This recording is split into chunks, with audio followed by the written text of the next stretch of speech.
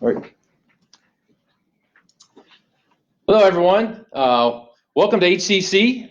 This is our Facebook Live event. Glad to have you here this evening. I'm Kevin Crawford. I'm the Director of Admissions and Enrollment Management here at HCC. My name is Mike Martin. I work as the Director of Advising and Registration, and it's great to be here this evening. As Kev said, I will tell you that the campus is still here. The campus has not disappeared.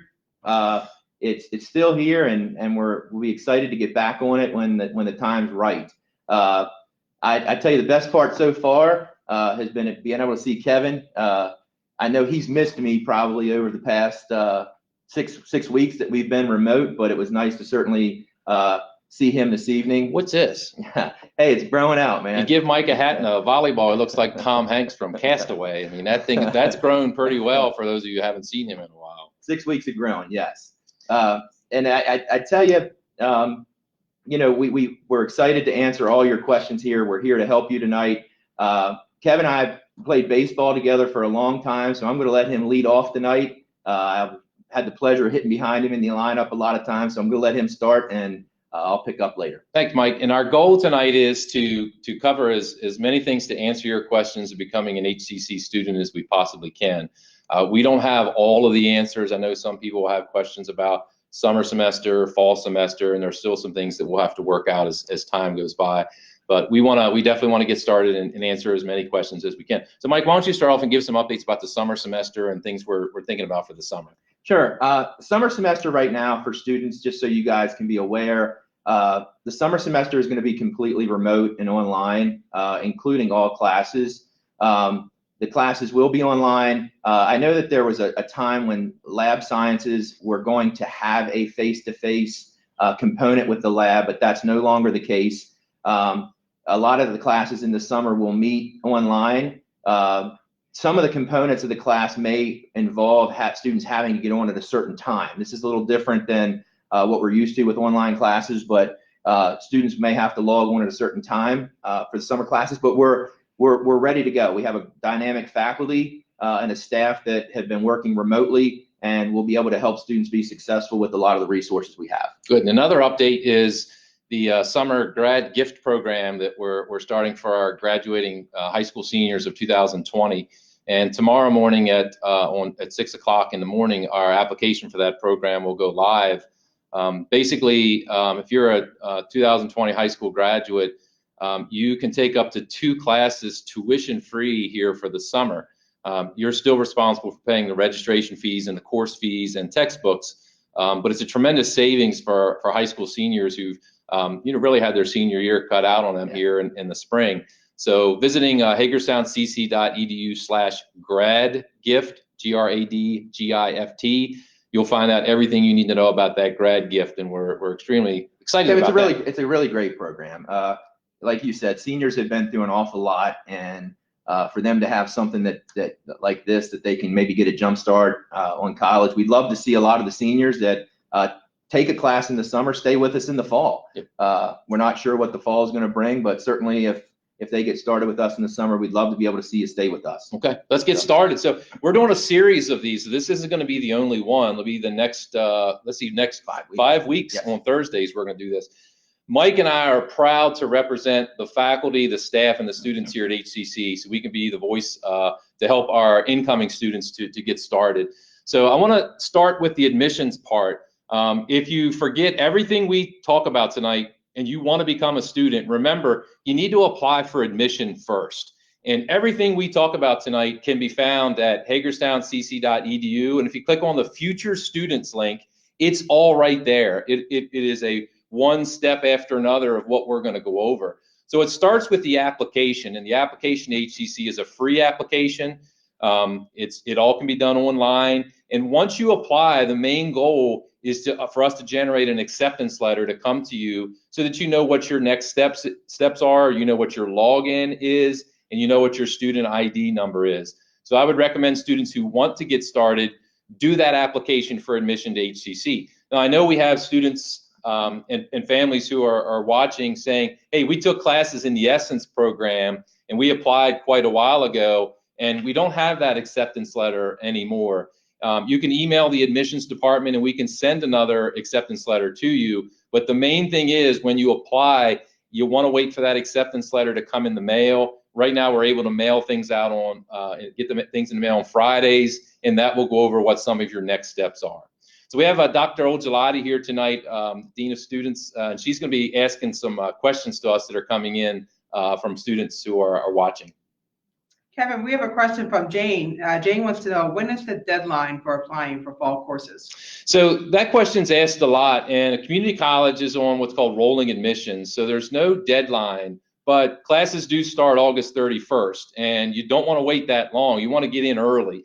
We are registering students right now. So I would say apply in the next couple days so that we can get your acceptance letter to you, and then you'll get to the part where you can pick the classes that you want. You won't get shut out from any specific classes. So the earlier you apply, the better. I wouldn't wait and procrastinate throughout the summer. Yeah, and also, Jane, as far as registering, the sooner you get registered, the more of an option you have on classes and times. And as of right now, the payment due date for fall classes is July the 23rd. So if you do happen to register early, you have most of the summer to be in the class before you can figure out payment arrangements, either through financial aid or payment plans, or paying for your classes at that point. It's very important when you receive that acceptance letter, it's going to give you temporary password. Please, the first thing you need to do is to log in and change that password so that your online accounts become active. A lot of things we do here at the college come through student email, and you need to activate your student email. You need to be able to get on to D2L for any online classes that you want. Mike will talk about other things that are coming up. So if you're going to be an Essence student, meaning you're going to be a senior next year and you want to be in our Essence program, if you're going to take a class this summer for our Upward Bound program, if you're a readmit student, meaning you've been away from HCC for 2 years and you're coming back, if you're an international student, if you're a veteran, please do the application so we can get that acceptance letter out to you. If you're a visiting student, do that application. Mike, I'll let you talk a little about what a visiting student is. Yeah, visiting students, if you happen to be listening right now and you're a visiting student that is looking to take a class at HCC in the summer, you still have to go through the whole admissions process, the whole application process to come here. I would encourage each of you to work with the home school that you're at, meaning that if you attend Shippensburg or you attend Shepherd, make sure you're working with those folks to get the proper forms done and the permissions to be able to come here and take a class. We'd like you to provide the transcripts to show that you meet the prerequisites to take the courses that are here on our campus. And the biggest question sometimes that we get from visiting students is taking advantage of financial aid. As a visiting student, you won't be in a degree program here, meaning that you won't qualify for financial aid. But a lot of times four-year schools will have something called a Consortium Agreement with their own school that they can permit you to come here and potentially allow you to have financial aid from their school to cover the cost potentially here. So keep the questions coming. We love them. We're here to certainly answer anything that you guys have. Kevin, if a student was an Essence student last year, is he still considered an HCC student now? Yes, our Essence students, and our Essence program is our early to college program. If you apply to take classes in our Essence program, you are an HCC student, and students can take those classes here on our campus. And typically that's for a lot of our students during their senior year where they come out here half a day. But we do offer classes in just about all the local high schools, and some students take those courses. And we consider them part of our student body, which is why we say when you do the application, keep that acceptance letter so you know what your ID is and what your login is. So it's very important that you do that. So that's the application part. It's found on the Future Students link, step 1. Go ahead and do that application, get that acceptance letter, change that temporary passcode so you're logged into all of our online services. So let's talk a little bit, Mike, about financial aid and just cover that a little bit, because I know some of our sessions coming up here soon, we're going to talk about financial aid. We are, but we have another question coming in, so let's refer to Dr. Oljalati for the question. Yeah, Mike, can you tell us a little bit more about our health information management program? Yes, health information management is one of our newer programs here. It is very, well, obviously we're dealing with a lot of healthcare things right now. The healthcare management program gives students an opportunity to work in the healthcare field, dealing a lot with the technology. And you know, all of us go to the doctors, and all of our records are electronic now. I know when I go to the doctors, the doctor wheels in a computer. Everyone's typing information into the computer, and there's tons of electronic records. Insurance is all electronic, done electronically. I will tell you that our health information program is one of the up-and-coming programs that a lot of students, if they're interested in the healthcare field, they don't want to have direct care with patients, meaning they don't want to be hands-on in an emergency room as a nurse, or they don't want to work as a radiographer or have direct patient care. Health information technology and even medical assisting are great ways to go. Yep, definitely. So the financial aid part, and this is where a lot of families will really kind of panic, because doing the FAFSA kind of gets a bad rap sometimes. Yeah. And it can be a little bit daunting, but we have a great staff here that can help you through that. And now that the FAFSA is not the old pencil and paper anymore, Yeah. it's all online, it's become a lot easier. So let's talk a little bit about financial aid. Financial aid, and just to let everybody know, this week we're talking about getting started as an HCC student. Next week we're going to focus on financing your education as far as finance, payment plans, financial aid, and so forth. But we're going to get into a little detail now. I had the opportunity, Kev. I the other night, my son Jack is actually going to be attending here next year, and it was the first time that I really had the chance to go through and do the FAFSA myself. And I found myself, and again, I work here, I found myself calling the financial aid office to ask questions about things that I wasn't sure about. So I understand. I can tell you that if you're a family that's going through the financial aid application the first time, you completely can call and ask questions of our financial aid office. They're a great office that can help you through the process. But with financial aid, I always tell students that there's federal money. If you're a U.S. Citizen going to a U.S. college, you can fill out the FAFSA. There's really no deadline for students to complete the FAFSA. The one thing that I want to make sure is clear, and Kev, I think you and I were talking about this before we got started, for anyone that wants to take a summer class, okay, and wants to take advantage of financial aid for the summer, if you go on the FAFSA website right now, you're going to see two different applications. You're going to see one for the 1920 year, and you're going to see one for the 2021 year. You're going to want to complete the 1920 FAFSA if you want to take classes this summer. And the 2021 FAFSA will be done for any classes that will be done next year, meaning fall of 2020, spring of 2021, summer of 2021. The FAFSA, when you log in, we don't control how much free money that you're eligible for. This all gets submitted to the government. They come back with a certain number. It's called an expected family contribution, or an EFC number, that'll establish how much free money or Pell money that you're eligible for. Students that want to potentially be eligible for loans, you have to take a minimum of credits to be eligible for loans. But a lot of students, the myth that I always hear is students think that they have to be for credits to get Pell money. That's not necessarily true. Pell is adjusted according to how many credits that you take. And the big thing is, and I get this all the time in my staff, and I know you do as well from parents, FAFSA is not just low income. FAFSA is, you do that for any source of aid in college. So if I'm headed to Hagerstown Community College, if I'm heading to XYZ University, I have to do the FAFSA. If I want to apply for scholarships here at HCC through our foundation, I have to do the FAFSA. If I want to apply for other type aid, I have to do the FAFSA. So we get a lot from families. It's very affordable at HCC. We're not going to qualify. We're not going to do the FAFSA. You need to do the FAFSA for the Maryland Promise program. You need to do the FAFSA for all other scholarship programs, whether it's merit-based or need-based. So do the FAFSA. You might be surprised at what you might be eligible for. So we do have a question. Kevin, can you tell our guests more about the financial aid chatbot and remind them again who they can contact about financial aid? What a cool thing we have. If you visit most of our sites on the student services side of the college, you'll see an orange box in the bottom right-hand corner, and it's our chatbot Hawkeye, and it allows you to ask questions that you'll get answers to. And I use this as well, because every once in a while a student will ask me a question, and I want to try to make it look like I know what I'm doing with financial aid. So I'll just kind of, without them knowing, go in the chat bot and ask that question, and Hawkeye will tell me the answer. and boom, I give the answer, and all of a sudden I'm a smart guy. Maybe we should have Hawkeye here with us tonight. But Hawkeye answers. So if you just want to go in and say, how do I do the FAFSA? Type that in. Hawkeye will give you an answer. How do I apply for HCC scholarships? Hawkeye will give you an answer. Tremendous resource that we have online, and there are videos for you to watch on how to do the FAFSA or how to do some financial aid things. Yeah.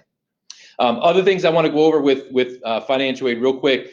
Some of our students may apply for the Maryland Promise Program, and we get a lot of questions now from students graduating high school. How do I know what to do next? Check your email, personal email you put on the FAFSA, and the state will send you information through their site, which is MD CAPS, and it'll tell you what your next steps are. For you new first-year Promise students, you have until the middle of June to get things into the state of Maryland.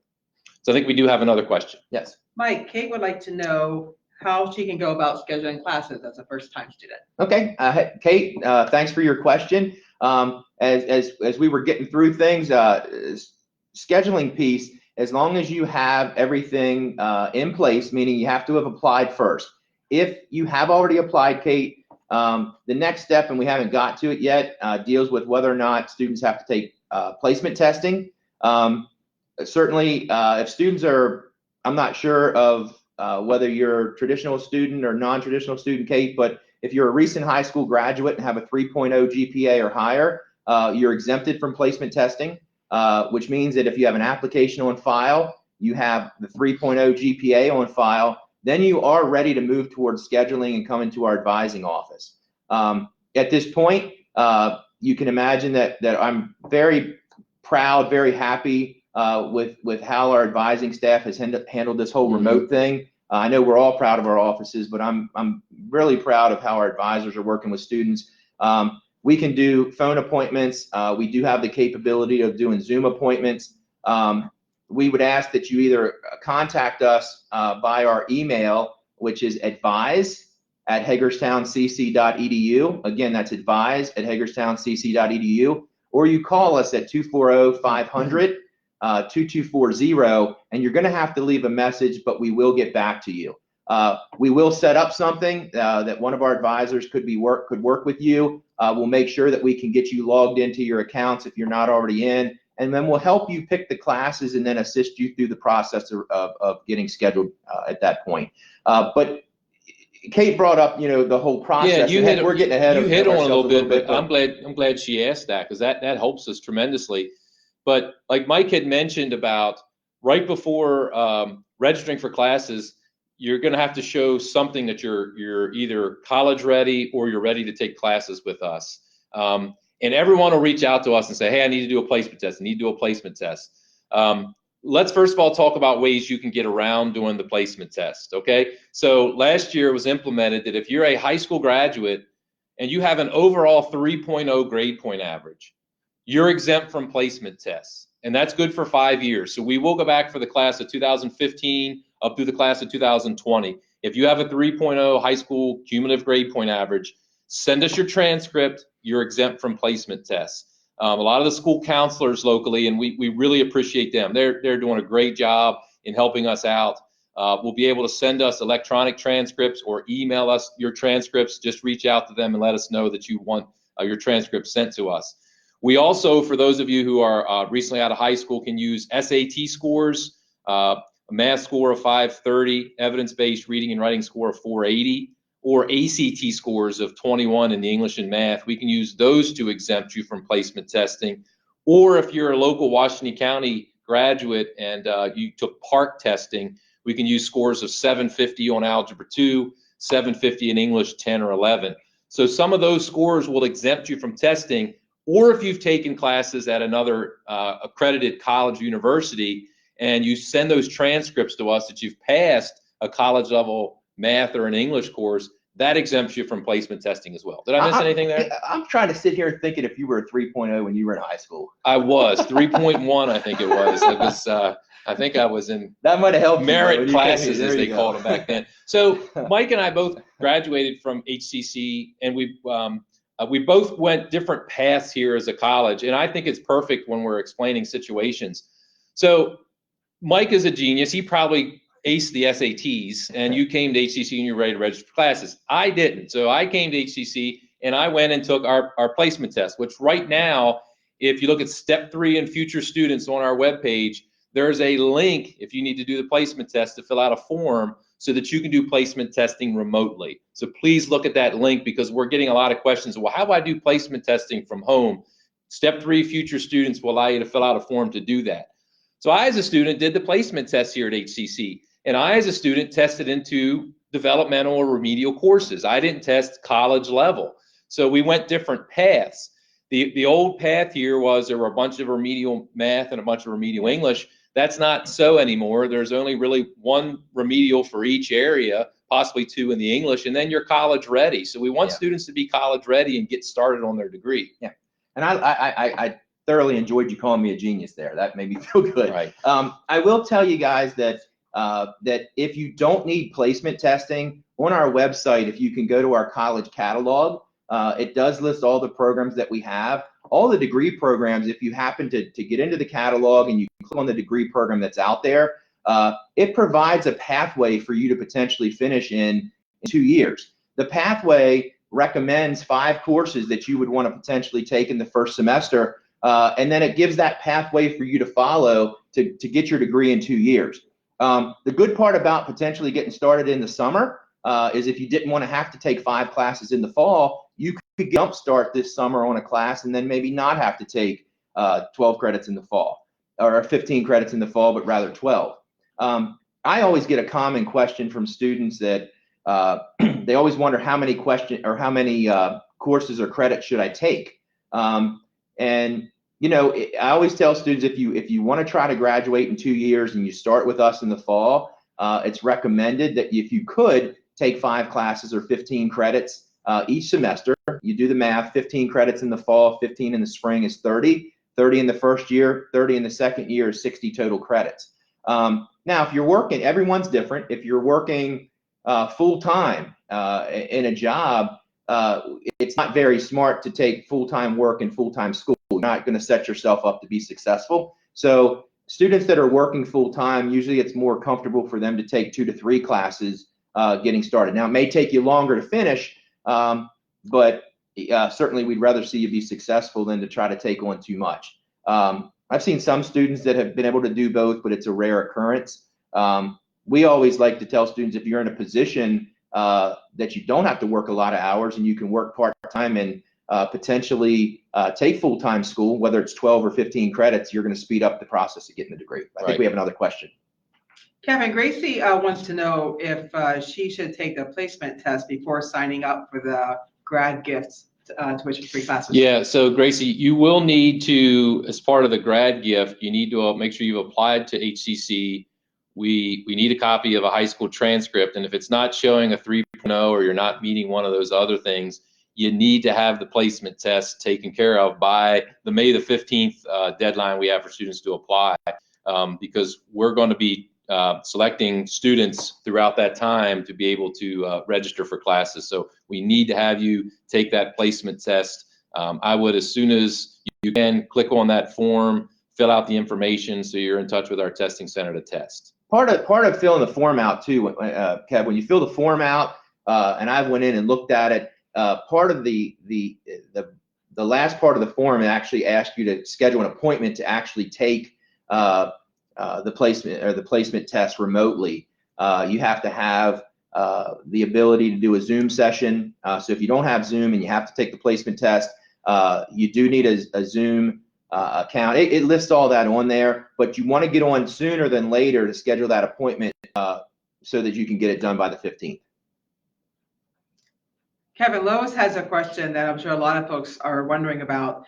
She wants to know why we're not offering the graduation gift program to students in Frederick County and other Maryland counties. Okay, our program, we're in Washington County, so we're a Washington County based school, and we are looking at our main target area. Frederick Community College is our sister college, and Frederick County students attend FCC. Mike, we have friends at FCC that have worked there a while, and so we're just taking our grad gift program to students in our quote unquote recruiting area, which is Washington County and our neighboring counties, which are out of state. Frederick County's one side of us, Allegheny's the other. They have their own community colleges. We don't do recruiting in those counties just because there's another community college there. So hopefully that answers that question for you. Mike, we have a question regarding students who are not able to access their student account. How would you advise? And that's a common occurrence. It's very important. Kevin mentions this at the beginning about how important it is to have your username and your password set up, because it is the benefit is it's one login to get into everything, but when you don't have that, it's frustrating when you can't get into your email. It's frustrating when you can't get into Web Advisor. Self-service is our new software that we use. If you're having trouble logging in and you haven't changed your password yet, our IT department, if you contact them, they're really the only ones that can really reset your password for you or give you a password that you can log in with. And make sure it's the student it's contacting yes. IT. It's got to be the student. I know we have parents who want to help, but if it's a younger student, we want that younger student to start growing and standing on their own two legs. The student needs to reach out with that information. Your username, they give you, and then they'll typically give you a temporary password that you can get in.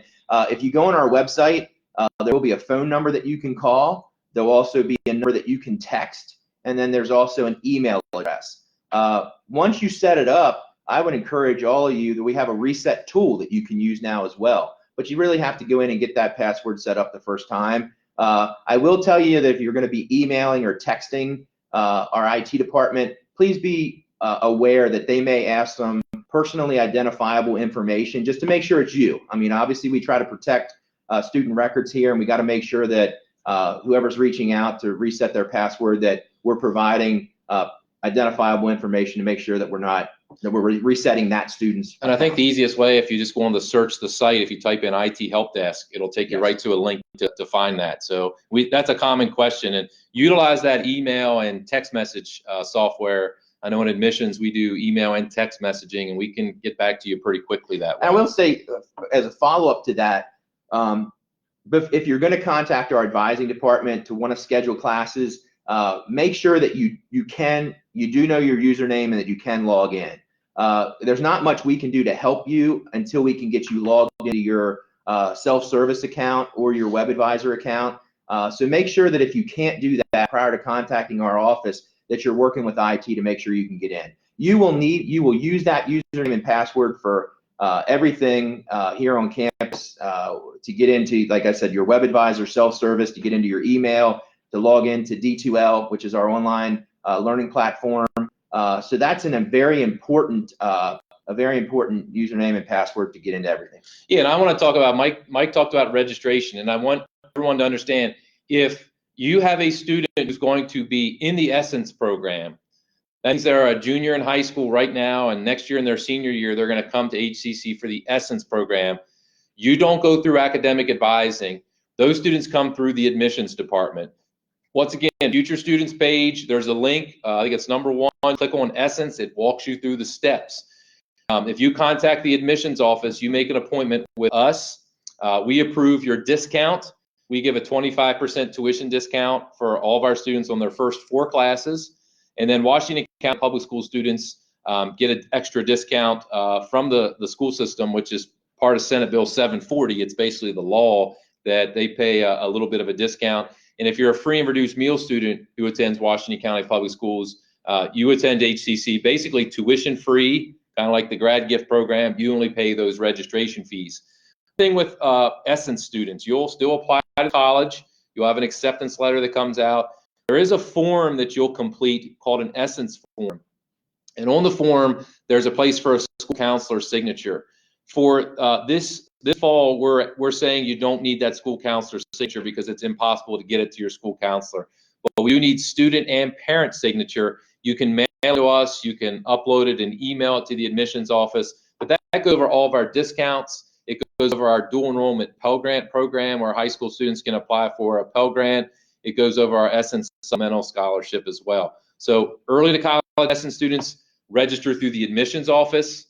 Students who are high school graduates will go through academic advising. So just make sure that you understand those things, and it's clearly stated on our website for that.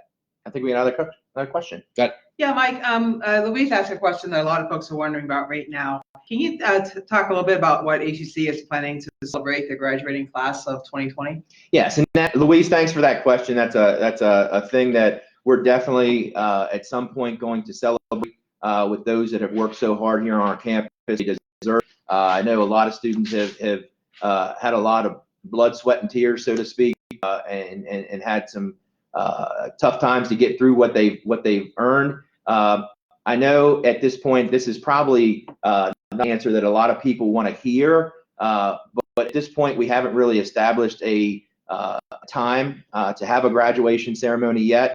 I know that's looked at, and the best thing I can tell you is to look at the website, be on the lookout for emails, check your emails. Yep. I mean, we're going to communicate with students. I want to assure all the students that may be listening that are HCC students now and that are going to graduate, we are going to celebrate you. I don't know about you, Kev, but I've always said this in the years that I've worked here. It's your favorite day of the year. It's my favorite day of the year. Graduation is my favorite day of the year. Like this, I appreciate the fact when students show up, when they walk across the stage, each student has a story. It's great to see them smile with their families. It's my favorite day of the year. And I know we're going to have it. It's postponed at this point. I think we're waiting to make sure that it's good for us to be on campus at a certain time. It's bad if we can set a date and then we have to keep moving the date. So we will celebrate you, and we're all going to celebrate you here, and it's going to be a big celebration. So just know that it's coming. My favorite day of the year to watch you, because you're a nervous wreck because you kind of coordinate everything, and you usually are sweating through your suit, and you're running all over the place, and you'll talk, say something to you, and you'll okay. But once it gets started, it's just great to sit there and watch everything unfold. And you're right, every student has their story, and that's fantastic to watch and see. And as Mike said, there's a lot of things moving forward here at the college. We're not sure. We don't know the answers yet. Just like wide, we're not sure some of the things that are happening. We have students asking about fall classes already. Believe me, as soon as we know, as soon as Dr. Claude knows, he'll let people on campus know. He'll let you know through all the sources that we have, the email, social media, and you'll know exactly what's going to happen and how we're doing things. But we want to get people back to campus here. It was so nice getting back to campus here today. Yeah. I mean, walking here into the student center, it's kind of like I'd like to go grab a burger or something. Yeah. It's emotional. We went down to our new Veterans Center, which is being worked on. It looks fantastic. Incredible. There's veterans out there. You guys are going to be impressed when you get back to campus. Fantastic looking. So there's a lot of things still happening. We're really appreciative to our maintenance and custodial staff who are still here working on things, but there's a lot of good things happening. So like I said, few students, that's where the from A to Z happen with admissions, financial aid, if I need to test or I don't need to test, if I can register. Mike mentioned something about the fall payment deadline being in July. Keep in mind, if you register classes after that payment deadline, you have a specific amount of time before you have to pay for your classes. That doesn't mean that's the deadline to register for fall classes. Thank you. It's the early deadline and we get that question a lot. The students are like, I missed the deadline to register. I saw there was a payment deadline. It's just a way for us to get students to pay early, get into a payment plan if you're receiving scholarships or you're not eligible for financial aid. This community college route is the most affordable thing out there. I graduated here with no debt. Yeah, same. And there are a lot of friends I had who had 2 years and they were already $20,000 plus in debt. Yeah. Community college is a great way to go. I'm just as proud of that degree I have from Hagerstown Community College as I do from Bridgewater College, and it's in my office, and that's a great way to go. We, on social media yesterday, published a nice article from one of the higher education journals out there. What a great article that was about the great benefit of a community college. That the visiting year. This coming fall, there are a lot of our local students who may be headed to so-and-so university to do online classes. Well, you can sit here at home, Washington County resident, and take your online classes if you do 15 credits a semester for about $4,000 instead of $40,000 you sit in your living room to take it from certain college or university. So great article. Check out our social media at that article we posted yesterday. It's fantastic to go over the values of a community. I'll tell you what, I'm going to give you genius status with that. That's pretty good. I heard you say that. That's the last time. I hope we're recording this because that might be the last time I don't usually hear call you a that. genius, but I called one today. There you go. I think we got another question. Actually, we have several questions. Oh, wow, Questions okay. are See, we rolling got in. to talk. You're talking too Stop, much. stop. You're talking too much. All right, Mike. A student wants to start with us here at HCC, earn their associate degree, and then transfer to Frostburg. What do they have to do in advance of starting classes? Yeah, and that's transfer. I will tell you 2 weeks from today, not next week, but the following week, we're going to have a session on transfer. Transfer is one of the biggest topics that we talk about all the time. It's the one that gets the poor name or the bad rap. I think it does get a poor name. We're going to talk about terms such as applicability and transferability of courses. The student that asked the question, what again, Christine? I believe it's actually a parent, Jane. A parent, okay. The biggest question we get from students and parents is, if I take a course at HCC, will it transfer? And because of our accreditation, we're regionally accredited with states. That means that any place a student goes, our credits are considered transferable. Now, the biggest thing is you want them to be transferable, but you also want them to be applicable to the program that you're doing. Okay, it's a big difference between a course transferring and then actually counting in the program that you want to do. Now, the one thing I think I heard in the question is, hey, I want to come to HCC for years, and then I want to be able to go to Frostburg. Well, I've always told students that if you can answer two questions when you start with HCC, those two questions are, where do I want to go, and what do I want to do? If you can answer those two, here's where I want to go and what I want to do, our advising office does a great job of making sure you have a seamless transfer process and that the courses that you're taking here will work the school that you're going to. We have numerous dual admission articulation. You'll hear that word. Articulation's fancy for transfer. Articulation agreements with four-year colleges. The state of Maryland has what's called HCC, which is an articulation system that will tell you what specific classes here transfer to other four-year schools. Transfer does get a bad rap, and unfortunately, all it takes is for one person to potentially want to do a program and then switch schools and something doesn't work, and then suddenly the word's out there, hey, be careful going to community college. A lot of times changing a major. It won't. I mean, that's the things that are out there. But again, as long as you know where you want to go and what you want to do, then we'll help facilitate that process and make sure that the courses will transfer. But again, tune in we're going to have a whole session on transfer. That'll be Mike Martin's show. I hope you let me talk a little bit at that one, but I'll do the intro and then maybe take a nap. Well, I figured it's your day to talk all the time. So. Mike, we have a couple of questions from students who've taken exams, yes, contacted advising, but they're not getting a lot of this guidance right now looking for. Can you speak to that? Yeah, and thanks for those questions. I mean, I hope and I answer this question. If not, I'll continue to go. What's happening right now? Obviously, we're operating remotely, and if you contact our office, we have advisors that are responding to students as fast as we can. We're telling students right now that we're trying to get back to everybody. We know that everything's important. Your questions are important. You, as a student, are important. We're trying to get back to you as quick as we can. As you can imagine, we're getting inundated with a lot of stuff right now. The thing that we ask students to do for a faster response, and this may seem a little weird to say this, for a faster response, only contact us one way and one time. We will get back to you.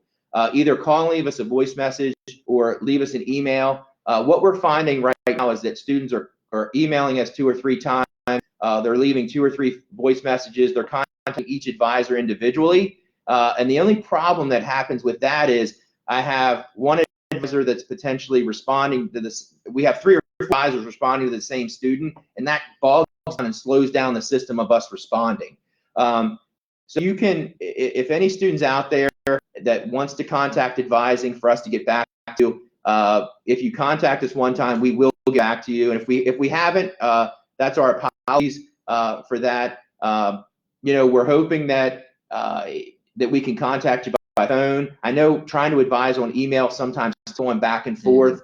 So sometimes this is hard for us. I mean, in admissions, and I know for advising, we're a people business.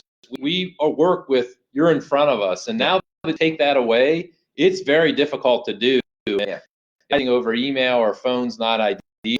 We've registered 1,000 students already for summer, so it's been working, but it does slow the process down. Yeah. When we have a walk-in model and now it's really not there, it's very difficult now. And we're as you can imagine, we've been remote 6 weeks. The way we started doing our remote stuff, what we're doing now is a little bit different because we've made some adjustments as we went. We're trying to make some things better since we don't really know when we're going to get back to campus, but we do have a great advising staff that knows a lot of our programs and do the best they can in working with students to help get registered. We have a question from Johanna that we can certainly get more information if you two are unaware of this. But Johanna is one of our Essence students who is graduating in June. Yay! Yeah, congratulations, and Johanna Johanna. wants to take advantage of our grad gift program.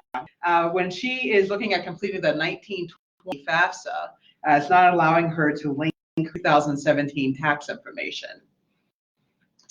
Do you have any guidance on that? That happens sometimes. I mean, there is a link that links your taxes, and I'm assuming Joanna's a potential parent, maybe if she's trying to link. It could be a student though too. I know I'm going to say I know enough about financial aid, but I am not a financial aid expert, and I have no problem admitting that. Some of the details I said earlier when I was filling out the FAFSA for my son that I had a bunch of questions on it as well. So Johanna, if you have questions, I would encourage you to go to our website and then potentially look up the financial aid phone number and email and potentially contact them. Yes. I wish I had an answer. I'm not going to sit here and pretend I know an answer of why it won't download. Mike, we are fortunate because Stephanie, one of our Oh, financial great. aid counselors, Yeah, is on Stephanie, it. yeah. And Stephanie, thank you for answering that wonderful question during our comments. Thank you, Stephanie. You have another question, Christine? Oh, okay. So, like, Kevin, let me Yes. throw something out. We were just talking, I think one of the recent questions, I don't want to forget this. This would be very helpful when we're talking about the grad gift program.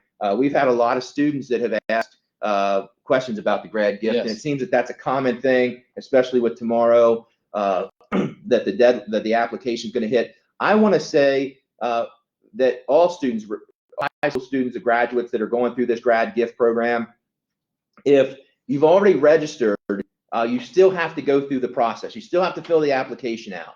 For those of you that have not registered yet and are filling out the application, I know the first thing that you're going to want to do is register for classes. Anybody that sees something, hey, this is tuition free. I get to take 2 classes tuition free. I want to go register right now. I'll tell you, let the process happen. Go ahead and fill out the application for the grad gift program. Turn in the documents that you need to turn in. Wait on the approval that you have the approval to take 2 classes tuition free, and then register. Again, I know it's easy to go in and register right now, but let the process happen. We're going to get you registered if you're eligible for classes. They do start May 26th, which is the day after Memorial Day. So let that process happen. I don't know if you want to put anything else out about that. That's a really good point. I mean, I agree with that. I just tell students to follow everything that's on that website, the grad gift website. Get it submitted. Everything from you should be submitted to be eligible for that program. So we need to make sure that happens. Another question? Well, this isn't a question, but our esteemed math faculty member, Jennifer Sesniak, is on. Hey, Jennifer. And Jennifer's posted some great information about Phi Theta Kappa. Fantastic. Mike, do you want to talk a little bit about the advantages of? Yes, Phi Theta Kappa is our National Honor Society here on campus. Certainly, if Jennifer's on, Were you in Phi Theta Kappa? I was. I was. Thank you. Congratulations. Phi Theta Kappa is our National Honor Society. It's certainly if there's information if Jennifer's on and she can post information out there, that's great. It's wonderful. I can tell you that if you're a member of our Phi Theta Kappa, it focuses a lot on helping in the community, scholarship. And our Phi Theta Kappa group has always been well represented nationwide. It also helps. It's good to put on transfer applications. Yeah, well, it's great to put on job applications. Job applications, transfer application. It goes on your diploma. Mm-hmm. A lot of times there's scholarships that are available if you're a member of Phi Theta Kappa. So if you have the chance, and again, it's a National Honor Society, so there are certain rules and regulations and GPAs that you have to meet with a certain number of credits to be eligible to be part of our Phi Theta Kappa Honor Society. But if you have the chance, I certainly tell you to take advantage of that. It's recognized nationally, so it's not like you put it on a resume or something like. Well, they might not recognize it. I was. I'll show it to you as well. Yeah, you're gonna need to follow up with me on that. So we've went over all those registration steps, and students might want to know, like, how do I get my books? And then if it's fall semester, my student ID. Believe me, we will let you know. Continue to check college email. Continue to check the social media posts. The college will let you know. We're not going to just ignore everything and just hope it works itself out. We don't play that. So we will let you know exactly what you need to do as far as all your next steps go.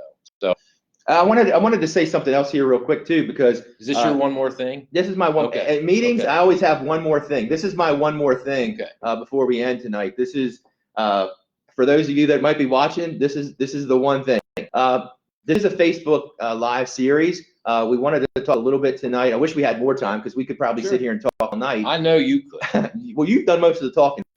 So next week, we're going to focus on more stuff with financial aid, finance, payment plan information, how you can finance. And I just want to say that date goes hand in hand with our payment due date for summer. Summer payment due date is May 7th. So if you're a student that's watching that has questions, in the next week, do everything you can, because we want to make sure that I know it's tough right now with a lot of people are dealing with tough things with this whole pandemic of potentially not working, but we want to make sure we help you as best we can to get your courses paid for in the summer by May 7th. So we will be doing a session on that. 2 weeks from now, on May 14th, we will have a session on transfer and the transfer process. The week after that, on May 21st, if you mark your calendars down, classes do start the following week. So we want to help you make that you can log into all your accounts. That will be getting ready for class, making sure that you can navigate all the technology to be successful in your summer classes. And then the 28th would be once classes start. We want to have a session here that's going to help you take advantage of tutoring on campus. That's a question we get a lot. Tutoring and resources once you get started in our classes. So 5-part series here. We're hoping that everyone tunes in. I think it's been great today. Heck, we didn't even get through. I love the questions. Yep. We got through as much as we could today, Kev, and I hope we can go to the Future Students link on our website. Everything is listed there. And even below that, if you're not sure what type of student am I, it'll say you're a first-time student, you're an early to college student, you're going to be an international student, you're in the military, we're in the military. It goes over the types of student. You click on that, it'll tell you what you need to do. Our website is wonderful, and it'll lead you where you need to go. And if there's questions there, there's contact information on every link. Yes. And I know in admissions, you can email, you can text us. With the text messaging is a new feature within the last year. We want more students to use it. And if there's an actual human being who responds to those text messages. So send us that information. We'll get the answers to your questions. Yeah. It's been nice. It's been fun. It's been fun. We're going to do it again. Yeah. It was real nice seeing you. Are you going to shave? You really now mean that? I don't know if Kevin means that or not. All right. So we had a great time tonight. We thank Dr. Olgelati for taking the questions for us. And Mike. I also want to give a out to our Learning Technologies and our Public Information Office for making this possible. They were here setting this up today, so we could go live for you. So shout out to them as well, and we'll hope to see you back next week. All right. We'll see you all next week. See you guys. Thank you. Have a great week.